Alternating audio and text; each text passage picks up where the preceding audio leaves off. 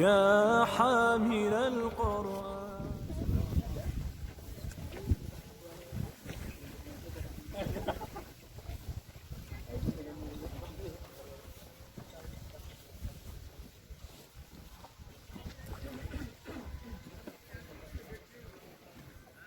Sholatlah kalian di atas sendal sepatu kalian, karena orang Yahudi tidak pernah mau sholat pakai sepatu dan sendal. Dan kesempatan kita sholat menggunakan sepatu dan sendal ya saat kita berada di area outdoor seperti ini. Tapi kalau nggak mau pakai sendal, sah nggak sholatnya? Sholatnya sah. Cuman saya sarankan yang belum pernah sholat pakai sepatu sama sekali, kesempatan langka ini silakan dicoba. Yang sudah pernah nggak pakai nggak apa-apa. Dan itu bagian sunnah mahjurah, sunnah yang banyak ditinggalkan oleh kaum muslimin. Tapi kalau di masjid jangan pakai sepatu, jangan pakai sendal. Sudah ya. Nanti kita sholat jamak qashar 2 rakaat. Habis itu ada yang mengumandangkan qomat lagi. Tadi siapa yang qomat? Pandi. Antum. Nanti qomat lagi setelah selesai. Terus kita sholat 2 rakaat lagi, niat sholat asar, sehingga nanti saat waktu asar kita sudah tidak sholat. Saustaqimu wa sabiru. Allah. Iya, naik apa ke sini, Pak? Naik pesawat kemarin baru sampai. Kira motoran, Pak? Ya, tadi ya stay-nya Soalnya di bajunya Kebumen. motor sih, Pak, gitu. Stay-nya Kebumen. Kebumen, terus Kebumen sini. Tapi, wih, alamat peserta terjauh iki. Jenenge saking Bangka, Masya Allah. Saking Bojonegoro, alhamdulillah. Muslim. Alhamdulillah. Mau masang tenda? Boleh di sini? Boleh di sebelah sana. Nah, semoga. Sini aja. Yo langsung. Terus kanan. Nurati. Wah, ini dia. Masuk, Mas, masuk. Penyepeda camping, Masya Allah. Fisiknya.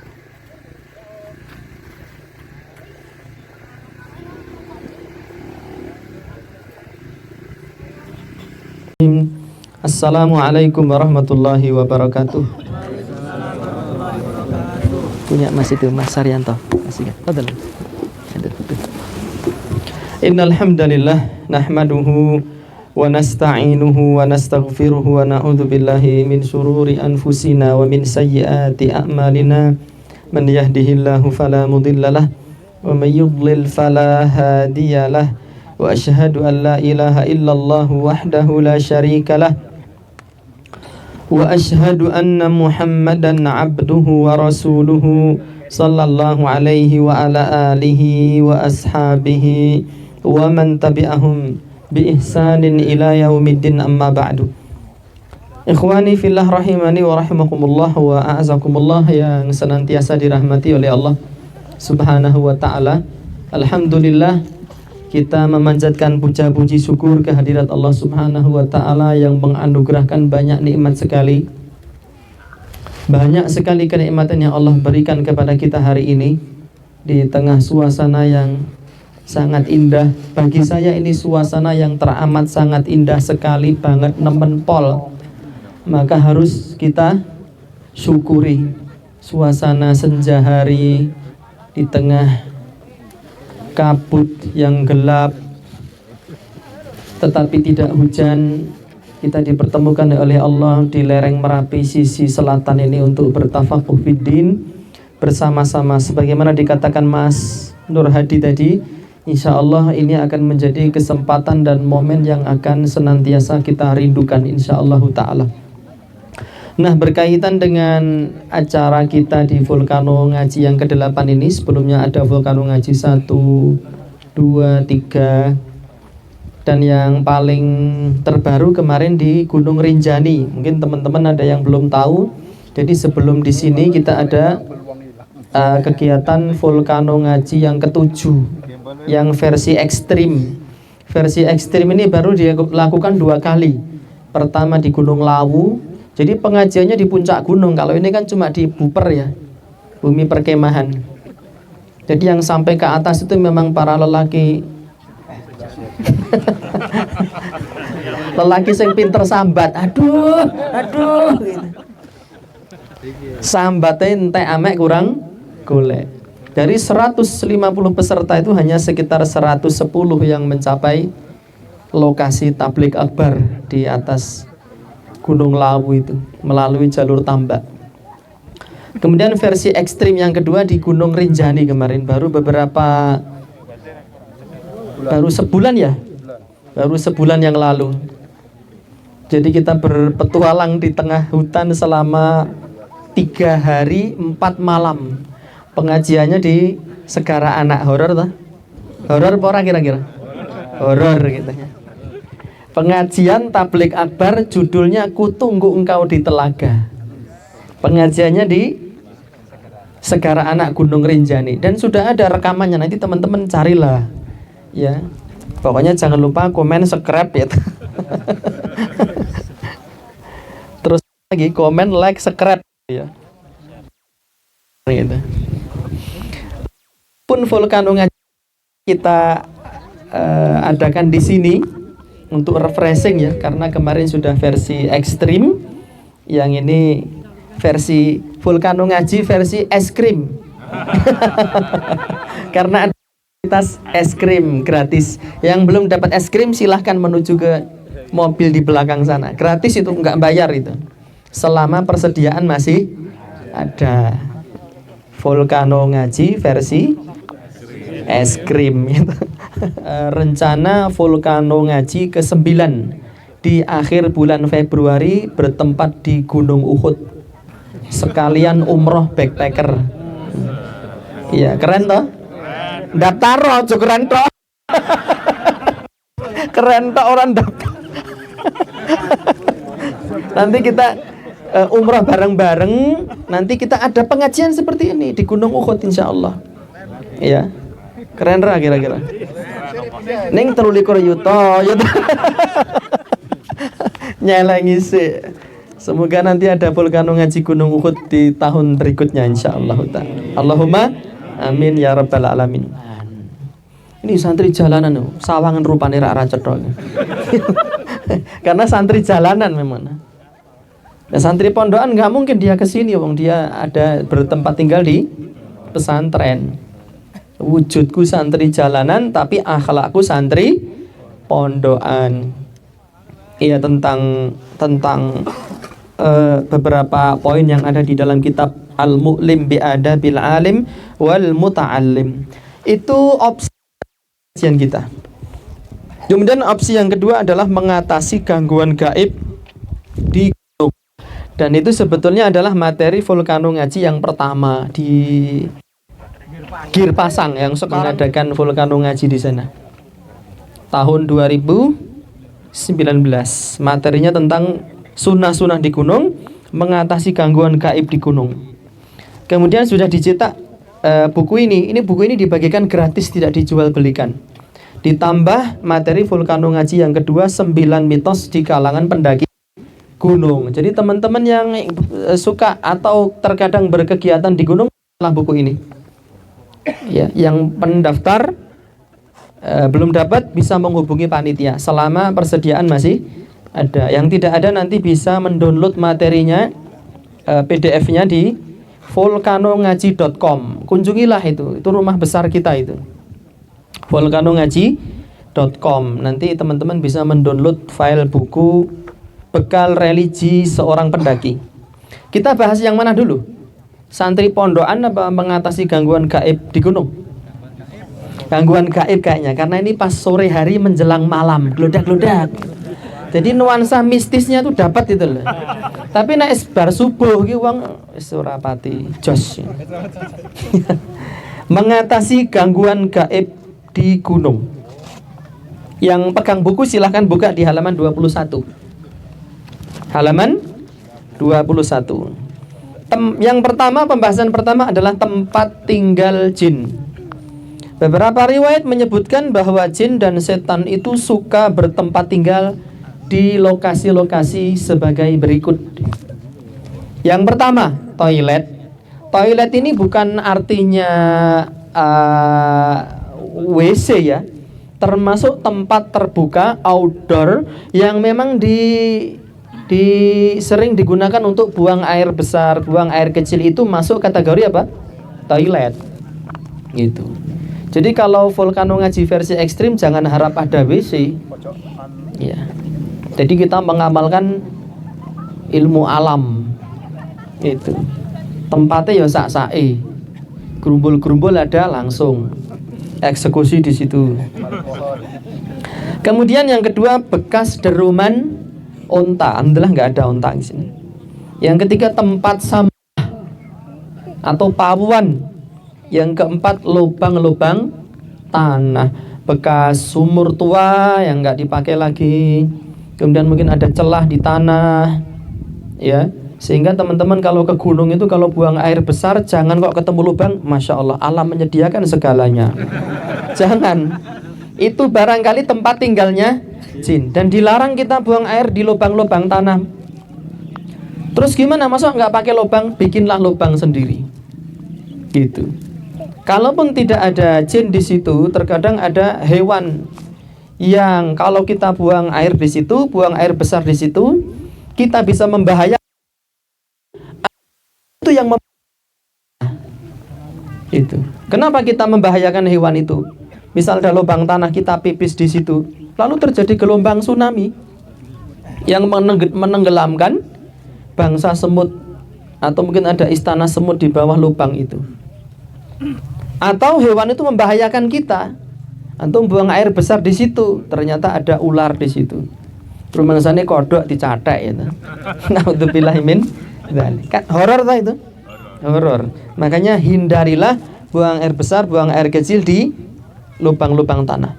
Yang kelima, lokasi-lokasi yang kosong dari manusia seperti gurun, gunung, hutan, gua, dan lain-lain. Syekh Abdul Salam Bali mengatakan, al-jinnu jin yufdilun, mereka memilih kinal khalih, tempat-tempat yang sepi, tempat-tempat yang kosong, minal insi dari manusia, kasahrawat seperti gurun, padang pasir. Wa minhum, dan di antara mereka siapa? Bangsa jin. Man yaskunul mazamat, ada yang suka mati. Ada yang suka bertempat tinggal tempat-tempat yang kotor, tempat-tempat sampah. Wa minhum, dan di antara mereka man yaskunu ma'al insi, ada yang bertempat tinggal bersama manusia.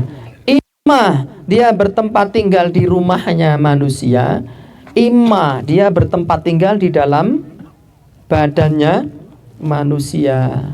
Itu. Jadi terkadang jin itu bertempat tinggal di badannya manusia. Kapan itu? Saat manusia itu ditarikkan oleh dukun untuk disihir. Lalu dukun mengirimkan jin yang diikat di badan kita, dan jin nggak bisa kemana-mana. Dia bertempat tinggal di rumah tersebut. Itu nanti diruqyah ngantek meniren ya, ngantek gopes selambene, ndomble bibirnya, susah. Bahkan sampai diancam mati pun jin nggak akan keluar. Kenapa? Karena dia terikat di situ, Mas. Terus harus dilepaskan dulu ikatannya. Cara melepaskan ikatannya ya dengan memutus perjanjian itu. Perjanjiannya mungkin antara kita sendiri dengan si jin, atau nenek moyang kita dulu mengikat perjanjian dengan bangsa jin. Ketika nenek mati, jinnya tuh nempel ke kita yang disebut dengan apa? Jin nasab itu. Cara memutuskannya bagaimana? Ya kita ngomong, hei jin yang bertempat tinggal di dalam diriku, aku memutuskan perjanjian yang ada di antara kita. Mulai hari ini aku berlepas diri dari engkau, dan engkau pun berlepas diri dariku. Sambil membaca ayat misalnya, bara'atu minallahi wa rasulihi ilal ladzina ahadtum minal musyrikin. Bara'atu minallahi wa rasulihi ilal ladzina ahadtum minal musyrikin. Allah dan Rasulnya berlepas diri dari perjanjian yang kau lakukan dengan orang-orang musyrikin. Insya Allah, izin Allah, itu ikatan itu akan putus. Itu caranya seperti itu, semudah itu, iya. Tapi harus dilakukan dengan penuh keyakinan dan tawakal kepada Allah Subhanahu wa taala. Maka dari itu tidak mengherankan kala kita mendengar persaksian banyak pendaki yang mengalami gangguan gaib di tengah perjalanan mereka. Saya mendaki gunung itu dari tahun 2013. Tapi alhamdulillah belum pernah mendapatkan gangguan gaib di gunung. Alhamdulillah. Kalau ada orang bercerita mendapatkan gangguan gaib di gunung, saya tidak percaya. Bahkan saya yang mengalaminya sendiri pun saya berusaha untuk tidak percaya. Wah, aku wiroh wewe tenan kok. Aku ki ngan tenan. Aku wiroh genderuwo tenan. Barang dicerai jebule mung laras gedang sengkleh tertiup angin, ya, menjadi seperti genderuwo. Ya. Atau wewe. Wewe itu genderuwo wadon. Gitu. Pas tengah malam kita jalan sendiri di hutan, ada genderuwo. Sini sana. Itu barang dicerai ternyata meng kelaras itu. Karena manusia itu mentalitasnya itu sangat mempengaruhi imajinasi dia. Kalau mentalnya sudah mental klenek wal khurafat wal ngapusi wal gedebus kerincing, ya, semua itu bisa menjadi hantu. Dan itu dikatakan oleh Syekh Muqbil bin Hadi Al-Wadi'i rahimahullahu ta'ala. Kalau akidah seseorang itu rusak, dia itu akan ketakutan terhadap bayangannya sendiri. Pernah nggak antum takut sama bayangannya sendiri? Ngaku wo. Guayane kaya lelanang jagat gitu. Bareng ku bengi jam 11 arep nguyuh kon ngeterke kancane. Di ngopo pipis. Ya tak kei karet ngono. Wayahe ngantuk adem-adem kabut turun kon ngawal gur kon nunggoni wong nguyuh. Itu namanya pendaki mental klenek. Jangan pendaki bermental klenek. Jadi kita harus senantiasa berpikir realistis. Islam itu tidak meniadakan adanya penampakan, enggak. Saya termasuk yang meyakini adanya penampakan itu. Tetapi penampakan itu jarang sekali terjadi. Yang sering orang itu dipermainkan oleh setan karena memang dia mentalnya sudah mental klenik, sehingga apapun itu menjadi hantu. Ketika mendaki gunung, itu suara manuk. Ada yang manuk itu bunyinya seperti itu. Gitu. Apa nih yang sering jadi hantu itu? Ini ketika kita ada di tenda tengah malam atau jam 2 malam itu seperti ada orang yang berjalan mengelilingi tenda kita. Plak, plak, plak, plak. Apa ki? Itu yang di dalamnya. Plak, plak. Itu biasanya terjadi pada tenda-tenda yang double layer, teman-teman sekalian. Ya, double layer itu entah karena udara yang sehingga layer yang di luar itu seperti menepuk layer yang di bagian dalam, sehingga kedengarannya seperti orang berjalan plak plak plak gitu. Saya itu tidak takut kalau tidur di tenda sendiri. Cuma kadang-kadang itu kepikiran kalau tahu-tahu ada yang nemeni saya tidur di samping pakai sleeping bag warna putih gitu. Sleeping. Antum pernah nggak melihat sleeping bag warna putih? Putih polos, pernah nggak? Nggak ada. Maka itu peluang bisnis. Jualah sleeping bag warna putih. Ben koncone antum ben ngompol sisan itu. Koncone antum tidur sendiri toh, antum masuk sleeping bag warna putih tidur sampingnya gitu. Terus antum gitu. Nah, itu karena mentalitas ya. Jadi jadilah pendaki yang pemberani. Dengan cara apa? Memperbaiki akidah. Jangan mempercayai hal-hal gaib yang tidak pernah diterangkan oleh Allah dan Rasulnya sallallahu alaihi wasallam. Innas sam'a wal basara wal fuada kullu ulaika kana anhu mas'ula. Sesungguhnya pendengaran, hati, penglihatan semua akan dimintai pertanggungjawaban oleh Allah. Kita meyakini satu hal gaib yang tidak ada dalilnya. Nanti kita akan menghadap Allah dalam keadaan membawa akidah itu dan akan ditanya. Kalau akidah kita rusak, tidak mencocoki Al-Quran dan Sunnah, ya, maka amal kebaikan kita itu hilang. Yauma la yanfa'u malun wala banun. Akan datang satu hari harta dan anak-anak tidak berguna. Illa man atallaha biqalbin salim, kecuali orang yang menghadap Allah dengan membawa hati yang suci, hati yang bersih dari ideologi, kepercayaan, keyakinan dan akidah yang tidak mencocoki syariat agama Islam. Termasuk keyakinan berbagai macam hantu itu. Sering saya sampaikan, hantu-hantu itu adanya cuma di Indonesia. Kemudian di halaman 22, Syekh Abu Bakar Jabir Al-Jazairi, beliau seorang ulama senior ya. Beliau salah seorang ulama senior dari kota Madinah yang berasal dari negeri Al-Jazair dan sudah wafat.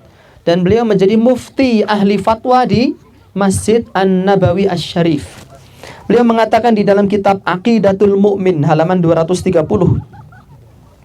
Inna adzal jinni lil insi afwan.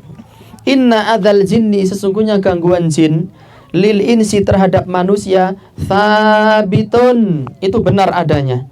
La yunkiru, yang tidak apa? Tidak diingkari. La yunkaru, tidak diingkari. Haitsu thabata dzalika bidzalili sam'i wadzalilil hissi wal aqli. Dan gangguan jin itu ditetapkan oleh dalil sam'i, yaitu dalil wahyu. Dalil hissi. Dalil hissi itu dalil berdasarkan panca indera. Memang bisa dirasakan itu gangguannya jin itu. Wal aqli, dan juga ditetapkan oleh akal manusia. Wal aqlu la yuhiluhu, dan akal manusia itu tidak menganggapnya sebagai sesuatu yang mustahil. Bal yujizuhu wa yuqirruhu, bahkan akal itu menetapkan adanya gangguan jin terhadap manusia.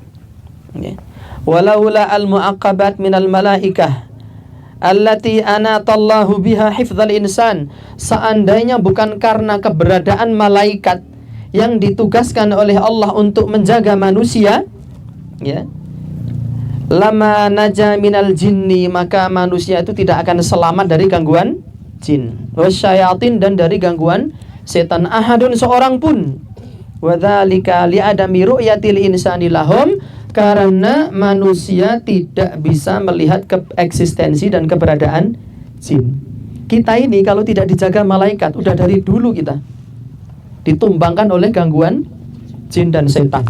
Tetapi Allah itu mengutus malaikat untuk menjaga manusia dari gangguan apa? Jin. Tapi kenapa manusia dijaga oleh malaikat kok mereka masih suka terganggu? Karena manusia itu melakukan hal-hal yang bisa membuat malaikat pergi menjauh. Saya ada pengajian judulnya kebiasaan sehari-hari yang menyebabkan datangnya malaikat, dan kebiasaan sehari-hari yang bisa mendatangkan datangnya jin dan setan. Itu bantu nanti simak lagi itu. Sebenarnya kalau kita itu tidak bermaksiat, tidak melakukan hal-hal yang menjauhkan malaikat, ya, malaikat itu menjaga kita dari gangguan jin dan sihir. Tetapi kesalahan itu ya memang ada pada diri kita sendiri yang tidak tahu diuntung. Begitu. Kenapa? Karena manusia tidak bisa melihat jin. Wali qudratihim ala tahawuli bisur'atin, dan dikarenakan kudratihim, kemampuan jin, ala tahawul, untuk malih rupa, mancolo putra, mancolo putri, alias membo-membo. Jadi jin itu diberikan kemampuan oleh Allah bisa membo-membo. Tahu membo-membo? Malih rupa. Dia bisa berubah menjadi hewan, bisa berubah menjadi kakek kita yang sudah meninggal dunia. Le aku mbah mule, nggih Kong, ngaturi kasugengan nggih Kong, padahal setan itu. Adapun roh manusia tidak bisa kembali lagi ke alam dunia setelah dia mati. Begitu. Kok terus ya? Kita lanjutkan dulu. Sebentar, apa kita menjerandal? Semoga habis ini kayaknya cuma karena ini kabut aja. Kabut yang tebal lalu tidak mampu mempertahankan dirinya, lalu menjatuhkan diri. Kayaknya bukan dari awan dan hujan. Kayaknya loh ya. Kayaknya. Gak bawa salin toh? Walikauni ajsadihim minal latafati, dan karena jasad mereka itu sangat lembut, bihaitsu la nash'uru biha, sehingga kita tidak bisa mendeteksi kehadiran jin itu. Wa min huna, dan dari sini, kana mimma la syakka fih, termasuk hal yang tidak diragukan lagi, anna ba'dal jinni, sebagian jin itu yu'dhi ba'dan nas, mengganggu sebagian manusia. Imma likaunil insani qad ta'arrada lahum bil adza, bisa jadi karena memang manusianya yang mengganggu jin dengan tanpa sengaja, seperti dia pipis di lubang-lubang tanah tadi. Itu tempat tinggal jin. Jinnya itu lagi tidur siang, ngeses, tahu-tahu uyoi. Apa ki? Lalu dia marah, kemudian balas dendam. Fa'adzahum, sehingga manusia mengganggu jin itu bisubbima'in har alaihim, dengan menumpahkan air panas kepada jin. Jin kan tempat tinggalnya di mana tadi? Toilet. Jadi teman-teman yang buang air panas di toilet itu hati-hati. Air panas atau gerujuknya langsung ke toilet, itu mengganggu keberadaan jin. Terus gimana? Makanya sebelum masuk toilet baca bismillah. Nanti jin yang lagi tidur itu langsung set gitu, langsung dia pergi, karena sudah menangkap adanya sinyal. Tapi kalau kita nggak baca bismillah, tidak baca doa Allahumma inni a'udzubika minal khubuthi wal khaba'ith, langsung ditumpahkan air panas itu mengenai jin dan melepuh dia, sehingga dia marah lalu mengganggu manusia. Au baulihi alaihim, atau manusia mengencingi jin. Au binuzulihi, apa ini? Ba'da manazilihim wa huwa la yash'uru, atau dia menempati rumah-rumah tinggalnya jin dan dia tidak merasa. Fayantaqimuna minhu fayu'dzunahu, sehingga jin ini balas dendam dan mengganggu manusia. Kesimpulannya, gangguan jin itu ada, tetapi jin itu mengganggu tidak mesti berupa menampakkan diri. Justru kalau jin menampakkan diri itu aslinya pakai shot ya, aslinya dia itu sedang berada dalam kondisi yang sangat membahayakan.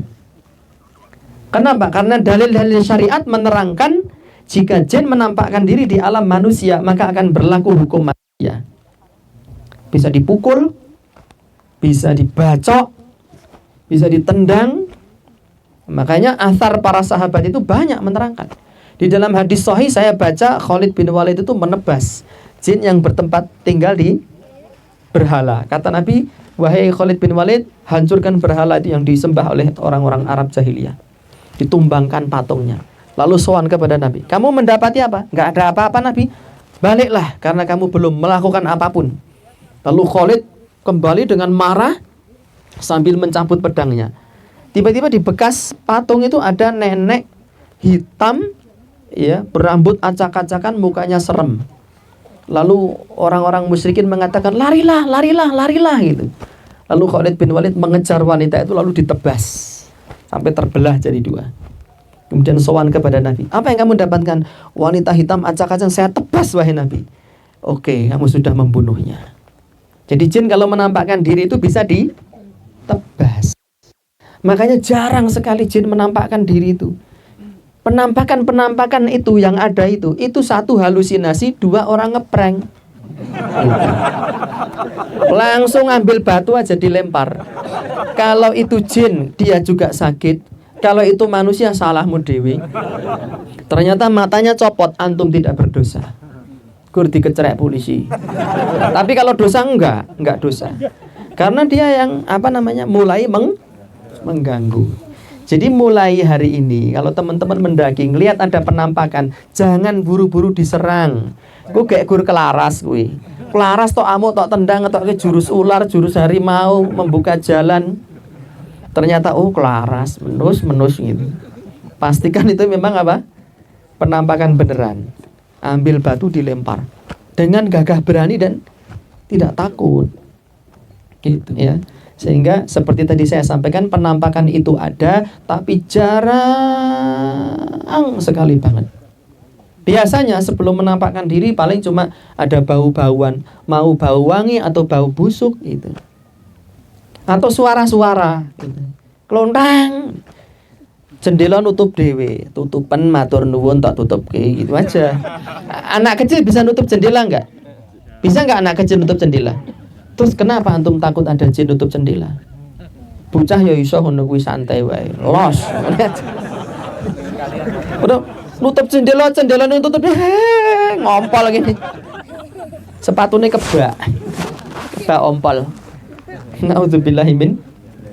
Ini anak-anak kecil ini jangan dikasih cerita-cerita horor, kasih cerita-cerita menghajar hantu. Gitu. Soalnya kita sejak kecil mengajari anakku tuh maam gua neng momok loh. Momok. Wah ma'adraka mal momok. Saya tadi baca di kitab Bau Sastra Basa Jawa. Momok iku dedemit kang digunakake kanggo medeni bocah. Itu definisi momok. Gitu. Jangan menakuti anak-anak kita. Saya tuh prihatin anak saya, nggak tahu anak saya dapat dari mana. Wih, ning kono kuwi nek hantu nih lho. Cari sapa hantu apa? Kono anak setan lho, dibeset isine ketan. Lemper itu. Anak-anak kecil jangan dikasih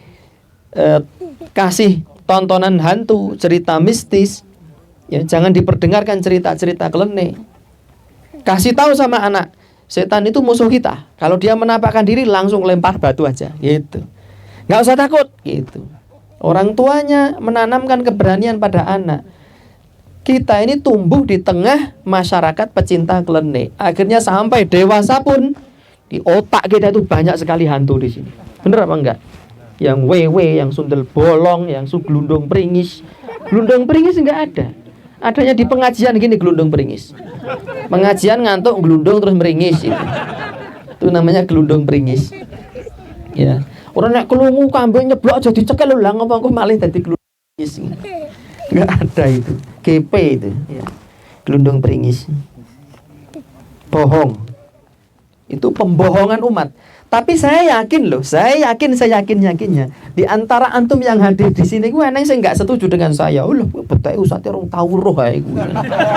Silakan mempertahankan klenik di antum itu. Karena jiwa klenik itu suatu saat akan meronta-ronta. Gitu. Dan nggak ada untungnya kita mempertahankan eksistensi klenik dalam diri kita itu. Untungnya apa tak? Kita itu nggak akan mendapatkan keuntungan apa? Malah dosa kok kita itu. Berdosa karena meyakini kegaiban yang tidak diterangkan oleh syariat. Yang kedua, menciptakan kita itu menginstal rasa takut di dalam diri kita. Berikutnya pencegahan dan antisipasi. Pencegahan dan antisipasi. Mencegah lebih baik daripada mengobati. Itu bahasa Romawinya gimana itu? Mencegah lebih baik daripada mengobati. Jangan keliru. Men sana in corpore sano apa gimana itu? Di dalam jiwa yang sehat tidak ada kaitannya ya. Mencegah itu lebih mudah dan lebih sederhana daripada mengobati. Seperti apa mencegah lebih mudah daripada mengobati? Yang berkaitan dengan pendakian. Sebelum pergi dari rumah, kita pamitan kepada orang tua kita dulu. Yang tadi kesini nggak pamit orang tuanya, bertobatlah. Ya. Dan besok pulang minta maaf. Gitu. Lalu lain kali mau pergi kepada orang tua. Kemudian baca doa Bismillahi tawakkaltu 'alallahi la haula wala quwata illa billah. Nabi mengatakan barang siapa keluar rumah baca doa ini, dia akan dijaga, dicukupi dan dilindungi oleh Allah Subhanahu wa taala. Dijaga, dicukupi, dilindungi. Apa ra enak? Meskipun Rene los, nggak bawa apa-apa. Cukup MK ya. Modal katok. Pokok wayah madang tawaf. Assalamualaikum, kaif haluk? Waduh masyaallah. Ngombe melu madang gitu. Kunjuk ini mana gitu.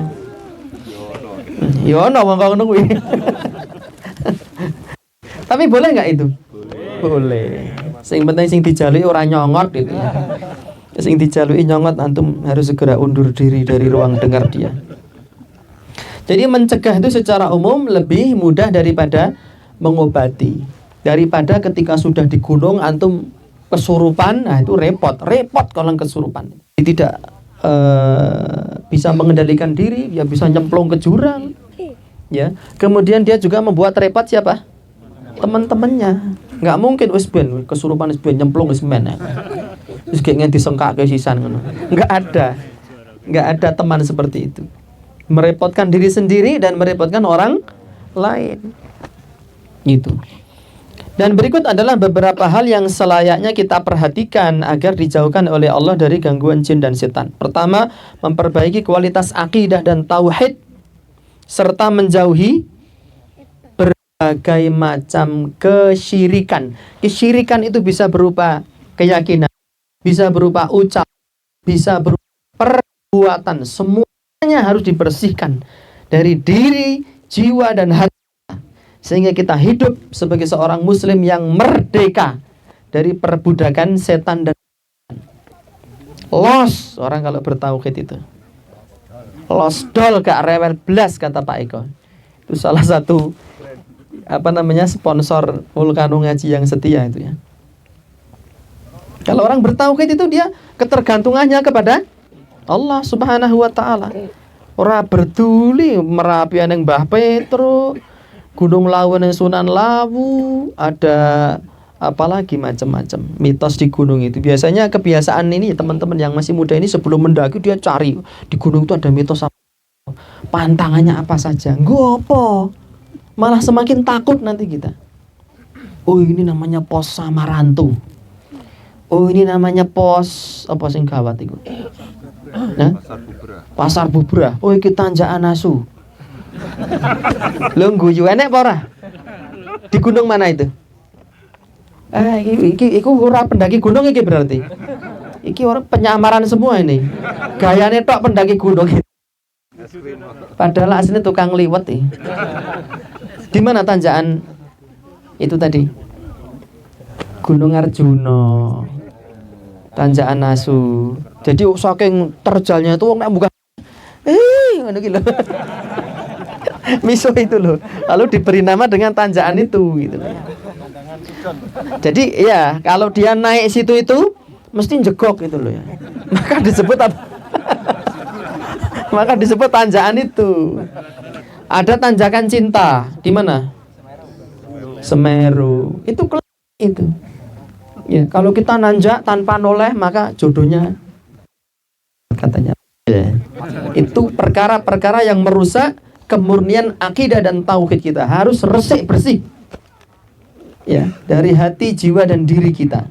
Kata Syekh Muqbil bin Hadi Al-Wadi, "Fa idza kunta qawiyal aqidah."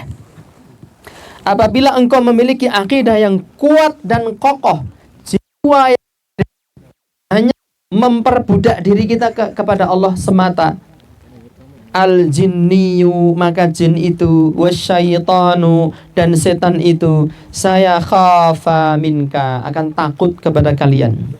Wa idza kunta muza'za' ala aqidah, tetapi kalau akidahmu dedel duel, miur-miur,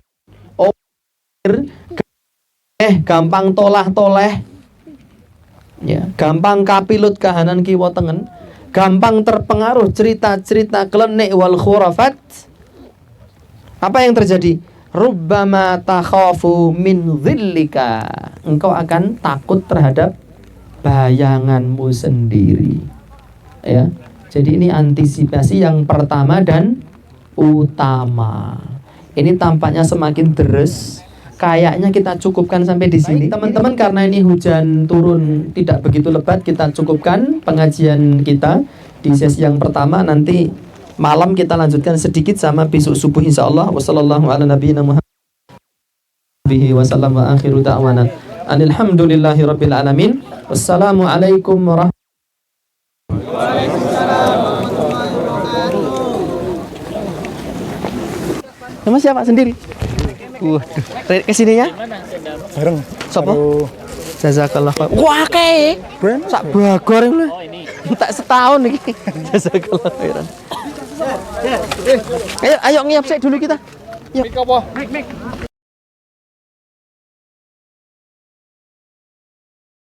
Dulu itu macet berapa menit pulang dari Semarang itu? Itu masuk di pintu Jadi masing-masing anu nih, siap, ya. motornya, Pak. Karena Anu nih nantinya memang nanti kita Kena air. Kena air bukan? Nggak tahu, tapi pertanyaan adalah Pak, Lu rasi tahu tanah yang kemarin itu nggak jadi hujan. iya gitu mana orangnya? Ayo. Insyaallah. Ini tempatnya. Assalamualaikum. Belakang Ustaz itu masih ada